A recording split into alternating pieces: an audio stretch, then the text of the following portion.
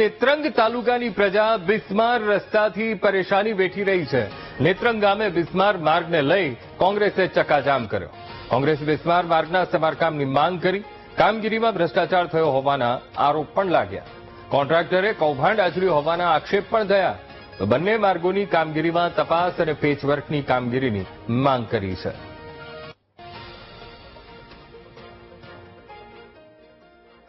મીડિયાના માધ્યમથી કહેવા માંગુ છું કે 5 કરોડ કરતા વધુ રકમની આ NHI દ્વારા ફાળવણી કરવામાં આવેલી। એ પૈસા કોણ ખાઈ ગયું? અધિકારી કે જે કોઈ પેચ મારવાવાળા કોન્ટ્રાક્ટર, એની પર તાત્કાલિક તપાસ થવી જોઈએ।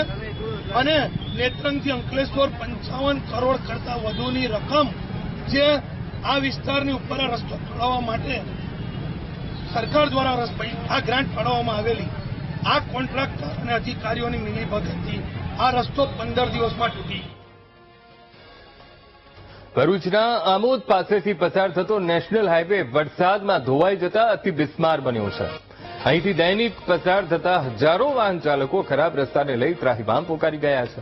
હાઈવે પર ઠેક ઠેકાણે ગાબડા પડ્યા છે। તેના કારણે વાહન ચલાવવા માટે દુષ્કર બની રહ્યું છે। અહીંથી નીકળતા મોટા માલવાહક વાહનો ખાડાઓમાં ફસાઈ જવાના કિસ્સાઓ પણ વધી રહ્યા છે। મહત્વનું છે કે આમોદ તાલુકા કોંગ્રેસ પ્રમુખે હાલમાં જ ખાડાની સમસ્યાને લઈને ચક્કાજામ પણ કર્યો હતો। તેમ છતાં નિર્ભર તંત્ર તરફથી રસ્તાના સમારકામ માટે કોઈ જ કામગીરી કરવામાં આવી નથી। હાઈવે પર ખાડાઓથી બચવા મોટા વાહનો સર્વિસ રોડ પરથી પસાર થાય છે, ત્યારે સર્વિસ રોડની હાલત પણ ખરાબ થઈ ગઈ છે। કેટલા ટાઈમથી અહીંયા મુસાફરી કરો? 6 મહિનાથી આખી છે। કેવું આ રોડ કેવો છે? આ વિકાસ કેવો છે? ગુજરાતનો વિકાસમાં પહેલો નંબર છે। કોઈ વસ્તુ નહીં તો આવો રોડ હોય, આવો રોડ કોઈ જગ્યાએ જોયો નહીં। આવો રોડ ક્યાંય જગ્યાએ જોયો નથી। તો શું સરકારને શું કહેવા માંગશો? સરકારને રોડ સારા બનાવો, બસ, બીજું કાંઈ વિનંતી નથી। ટેક્સ વેક્સ વસૂલે છે તમારી પાસે? ફૂલ દર વર્ષે ભરીએ છીએ। उधर रास्ते में गड्ढे है, इसलिए सर्विस रोड को डाला तो इधर एक गड्ढे में आगे गड्ढे पूरा गड्ढे हो रखे रोड। तो गाड़ी कैसे निकालोगे? क्रेन लाना पड़ेगा आपसे। टैंक की मदद से निकालोगे? क्रेन की मदद से निकालना पड़ेगा। तो क्या कहना चाहते हो ये कॉन्ट्रैक्टर, ये सरकार को क्या कहना चाहते हो आप? क्या कहना चाहते हैं, तो सड़क का कोई सुधार नहीं है यहाँ पे। सब भी आते मतलब सर्दी इसमें चौमासे में गड्ढे रहते हैं। છોટાઉદેપુરના છેવાડાના ગામોમાં રસ્તાના અભાવે સ્થાનિકોને હાલાકી વેઠવાનો વારો આવ્યો છે। નાની સડલી અને મોટી સડલી સહિત 25 ગામોના રસ્તા બિસ્માર છે। 12 વર્ષ અગાઉ બનાવેલા રસ્તામાં મસ્ત મોટા ખાડા પડ્યા છે અને ખાડાને લીધે વાહન ચાલકો અને રાહદારીઓ પરેશાની વેઠી રહ્યા છે। રસ્તો બિસ્માર થતા અકસ્માતના કેસમાં પણ વધારો થયો છે। તંત્રને વારંવાર લેખિતમાં રજૂઆત કરવા છતાં કોઈ સુધાર નથી થતો। તંત્ર માત્ર રસ્તો બનાવવાના દીવા સ્વપ્ન બતાવતું હોવાના આરોપ લાગી રહ્યા છે। આગામી 10 દિવસમાં રસ્તાનું કામ નહીં થાય તો ઉગ્ર આંદોલનની ચીમકી ઉચ્ચારાઈ છે। આ જે રસ્તો જે છે એ મુખ્ય હાઈવે નંબર 56 ને જોડતો રસ્તો છે। મોટી સડલીથી ટુંડવા અને મધ્યપ્રદેશ ઝીંઝડા સુધીનો આ જોડતો રસ્તો છે। ખરેખર આ રસ્તો જે 2012 ની અંદર જે રસ્તો બનાવવામાં આવ્યો હતો, હવે ત્યાર પછી આજ દિન સુધી એને રિપેર કરવામાં નથી આવ્યો। આપ દેખો છો કે આ તમારી નજરે દેખો છો કે ખરેખર આ ખાડા કેટલા ઊંડા પડ્યા છે।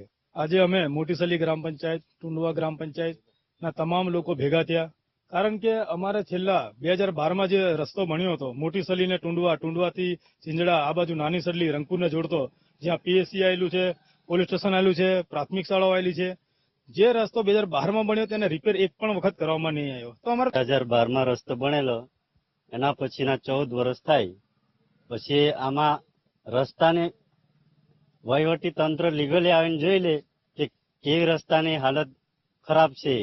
આમાં રંગપુર, ખડખડ, ટુંડવા, નાની સડલી, મોટી સડલી, સુરતી ના જે સ્ટેટ વખતનો જે રોડ છે, આ રોડને 14 વર્ષ પહેલા બન્યો હોવાનું માનવામાં આવે છે। 14 વર્ષ બાદ આ રોડ ઉપર પડેલા ખાડાને પૂરવા પણ નથી આવ્યા કે રિપેરિંગ કરવામાં પણ નહીં આવ્યા। ત્યારે આ જે 5 ગામના લોકોને પારાવાર મુશ્કેલીઓનો સામનો કરવો પડી રહ્યો છે. ખૂબ મોટા ઊંડા ખાડા જાણે કે ડાંગર રોપવાના ખેતરમાં ફેરવાયા હોય તેવા દ્રશ્યો અહીંયા જોવા મળી રહ્યા છે. આઝાદીના 77 વર્ષ બાદ પણ રસ્તાના અભાવે સ્થાનિકો પરેશાની વેઠી રહ્યા છે. ઝાલોદ અને લીંબડીને જોડતો ગોધરા ઉજ્જૈન સ્ટેટ હાઈવે બિસ્માર થઈ ગયો છે. 6 મહિનાથી બિસ્માર હાઈવેના સમારકામની અનેક વાર રજૂઆત કરાઈ. રજૂઆત બાદ પણ તંત્રના આંખ આડા કાન છે. કમરતોડ રોડથી સ્ટેટ હાઈવે પરથી પસાર થતા વાહન ચાલકોને હાલાકી વેઠવાનો વારો આવ્યો છે. રોડ પર ખાડાના કારણે અકસ્માત થવાનો પણ ભય રહે છે અને વહેલી તકે રોડની ગુણવત્તા સુધરે તેવી વાહન ચાલકો માંગ કરી રહ્યા છે.